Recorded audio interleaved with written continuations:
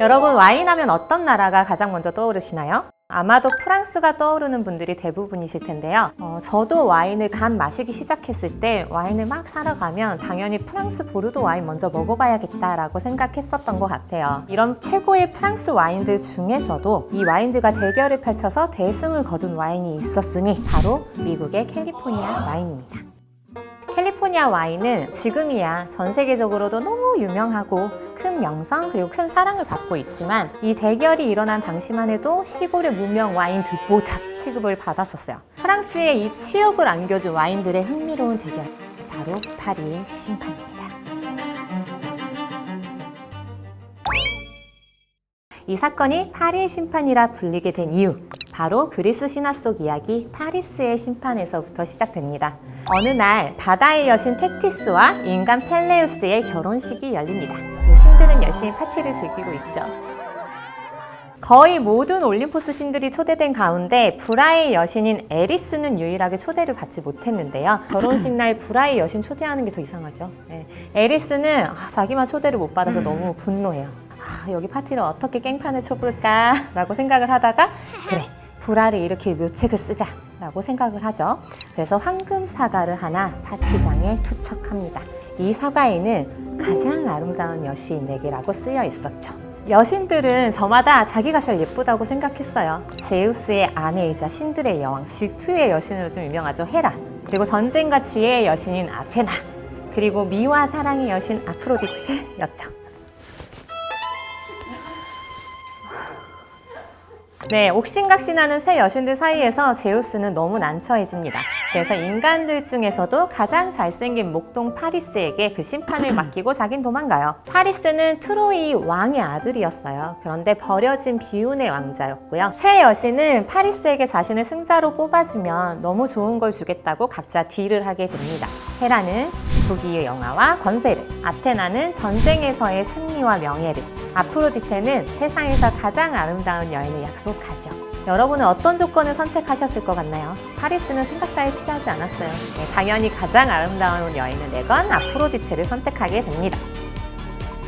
바로 이 신화 속 파리스에 의해 최고의 여신이 심판된 것처럼 프랑스 파리에서 최고의 와인을 심판한 데서 이 이름이 유래됐다는 사실! 네, 파리의 심판은 영국인 스티븐 스퍼리어로부터 시작되는데요. 굉장히 성공한 와인 무역상이었어요. 캘리포니아 와인을 마실 때마다 이거 되게 좋은데 좋은 와인이 굉장히 빛을 발하지 못하네 라면서 아쉬워했다고 합니다. 그러던 중 사건은 1976년 일어납니다. 스티븐은 미국 독립 200주년 행사를 맞이해서 재밌는 이벤트를 하나 준비해볼까? 라고 생각을 하게 됩니다. 바로 프랑스 와인과 미국 캘리포니아 와인의 블라인드 시음회를 진행하는 것이었어요. 블라인드 시음회는 말 그대로 어떤 와인인지 평가하는 사람이 알지 못하는 상태에서 선입견 없이 시음하는 걸 얘기하는데요. 사건은 파리 중심부에 위치한 인터컨티넨탈 호텔에서 진행이 됩니다. 초대된 평가단 총 11명 중에서 프랑스 와인업계에 저명한 인사가 9명이나 포함되어 있었어요. 프랑스 최고의 와인이라고 부르는 노만의 꽁띠를 만드는 오베르드 빌랑, 샤또 지스쿠르의 오너 피에르 타리를 시작으로 미슐랭 3스타 레스토랑 셰프, 수석 소믈리에, 그리고 프랑스 최고 와인 전문지 편집장까지 나머지 2명은 스티븐이랑 파트너였어요. 근데 당연히 이들의 점수는 평가에 반영되지 않습니다. 네, 시음와인은 부르고뉴와 캘리포니아의 샤르도네 품종의 화이트 와인과 보르도와 캘리포니아의 카베르네 소비뇽 품종의 레드 와인이었어요. 당연히 각 산지의 대표 품종들의 와인을 비교 테이스팅한 건데요. 심지어 캘리포니아 와인은 대부분 신생 와인이었어요. 진짜 이제 막 생겨난 브랜드들. 그래서 프랑스 와인과 캘리포니아 와인들은 시장가에서도 4배 혹은 10배 이상 차이 나는 와인들도 많았기 때문에 누구나 다 캘리포니아가 완전히 처참하게 말리겠구나 라고 예상을 하죠.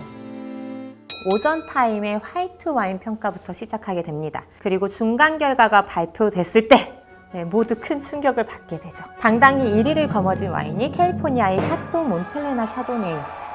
심지어 메르스 프리미에크리라는 굉장히 좋은 지역의 와인이죠.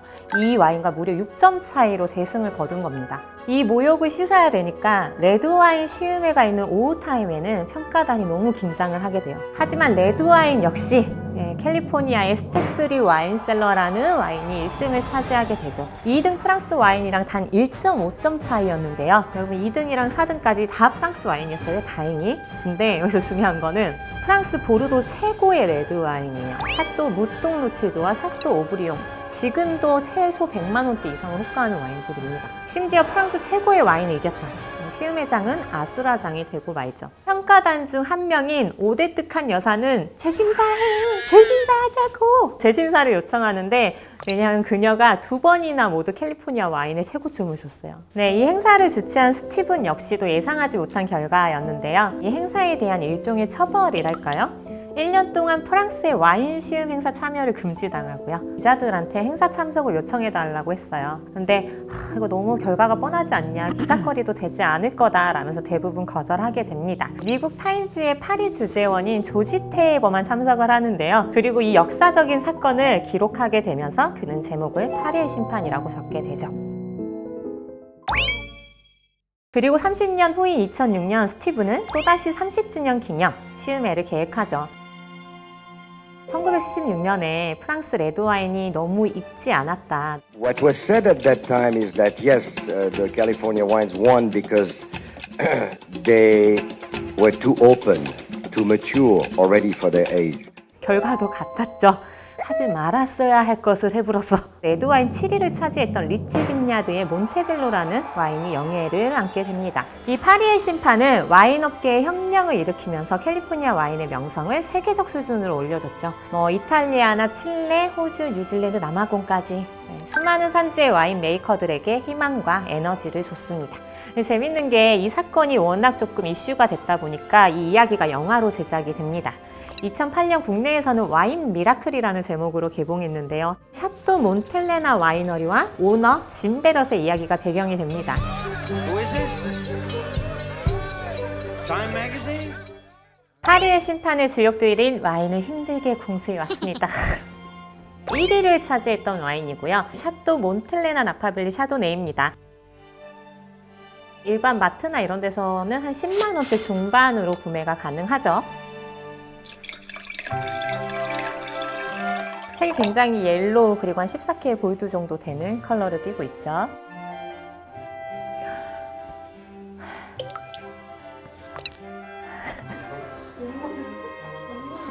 이 4D가 됐으면 좋겠어요. 뭐라 그러죠? 향도 나고 모과나 살구나 복숭아 같이 되게 스톤프루시라고 하는데 잘 익은 그 스윗한 과일향이 좀 많이 나고, 그리고 미네랄리티라고 보통 표현하는데 약간 짭조름한 바다짠내 같은 냄새와 약간 리치 같은 열대 과일향도 많이 나요.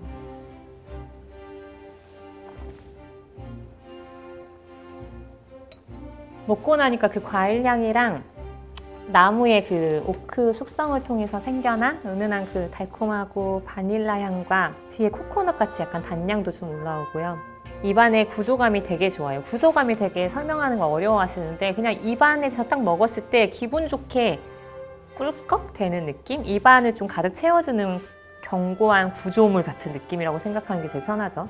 세계적인 평론가 로버트 파커도 지난 25년간 품질의 균일성을 유지하여서 끊임없이 훌륭한 점수를 얻은 캘리포니아의 와이너리는 샤또 몬텔레나 뿐이다 라고 평하기도 했는데요. 와인 애호가들이 좋아하는 책이 있어요. 되게 집착하는 책이 있는데 닐 바케트의 죽기 전에 꼭 마셔봐야 할 와인 1001가지라는 책이 있어요. 거기에 선정된 와인이기도 합니다. 그리고 지금 보시면 레이블에 되게 멋있는 고성 같은 느낌의 건물이 있는데요. 실제로 1885년에 완공된 현재 미국 국립유산으로 지정된 샤또 몬텔레나의 실제 건물입니다. 네, 당시 1등을 차지했던 1973년 빈티지의 스택3 와인셀러 SLV라는 와인은 구하지 못했어요.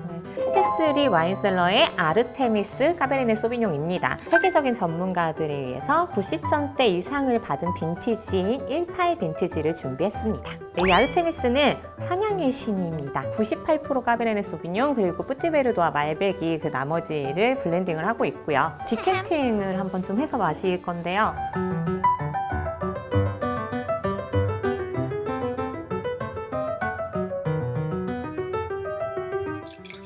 근데 색 진짜 진하다.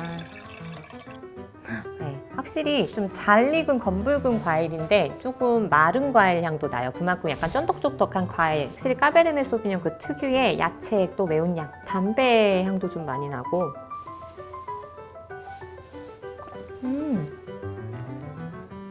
입안에서 진짜 부드러워요. 그 와인의 질감이랑 타닌이 혀를 되게 매끄럽게 샥 감싸고 넘어가는? 그리고 끝맛이 약간 짭짤하게 끝나서 음식이나 고기랑 먹으면 조미료 같은 역할을 해줄 것 같은 와인이기도 하고요. 삼겹살 구이, 갈비찜, 버섯이 들어간 요리나 파스타랑 쿵짝쿵짝이 잘 맞는데요. 근데 진짜 잘 어울릴 것 같아요. California wines want to mature already for their age. It's not true. And what I found out today, blind, it was very revealing as to how these California wines actually do age very well. 비록 프랑스에게는 치욕을 안겨줬지만 그들 역시 반성과 성장의 원동력이 된 사건이 아니었을까 싶습니다. 네, 여러분도 프랑스 와인과 캘리포니아 와인을 함께 마시게 된다면 자신만의 기준으로 평가해보는 것도 재밌는 경험이 되지 않을까요? 네, 세상의 모든 와인을 와인 도감이 함께 기록해 나가는 그날까지 함께해요.